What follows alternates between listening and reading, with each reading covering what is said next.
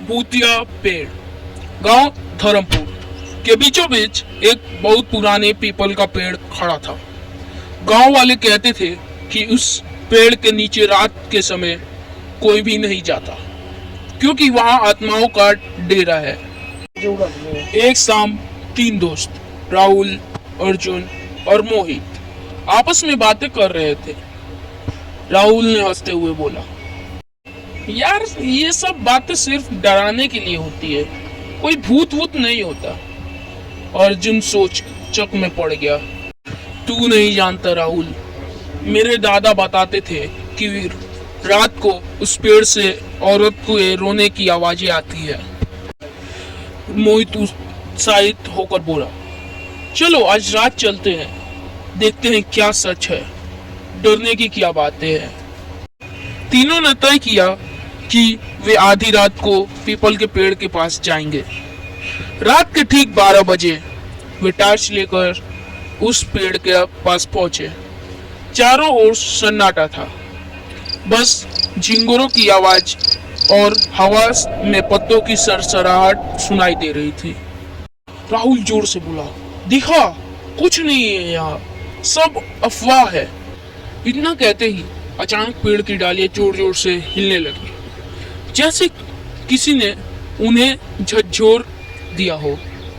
तीनों के पैर तले जमीन खिसक गई। अर्जुन डरते हुए बोला, ये हवा नहीं है, कुछ और है।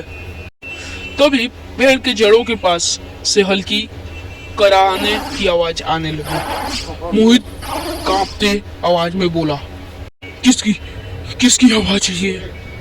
टॉर्च की रोशनी डालते ही उन्होंने देखा कि वहां एक औरत का साया खड़ा है। उसका चेहरा सफेद, आंखें लाल और बाल खुले हुए थे। औरत धीरे धीरे बोली, क्यों आए हो यहाँ? यह मेरा ठिकाना है। तीनों की सांसें थम गई। राहुल हल्के आवाज में बोला, हाँ, हमें माफ कर दो, हम तो बस देखने आए थे। औरत ने अचानक जोर से चीख मारी। पेड़ की डालियां ऐसे हिलने लगी जैसे तूफान आ गया हो। औरत गुस्से में बोली, इस पेड़ की जड़ में मेरा खून बहा है, मेरा बदला अधूरा है, इसलिए मैं यहाँ बंदी हूँ। अर्जुन कांपते आवाज में बोला, क्या क्या क्या हुआ था तुम्हारे साथ? औरत की आंखों से आंसू टपकने लगे। औरत करुणा से बोली, मैं इस गांव की थी, लेकिन लालचियों ने मेरा जमीन हथिया लिया, मुझे यहीं मारकर इस पेड़ के जड़ों में दफना दिया। तब से मेरी आत्मा शांति नहीं पा सकी। तीनों दोस्त सन्न रह गए। मोहित धीरे से बोला, हम तुम्हारी मदद करेंगे। औरत का चेहरा नरम पड़ गया।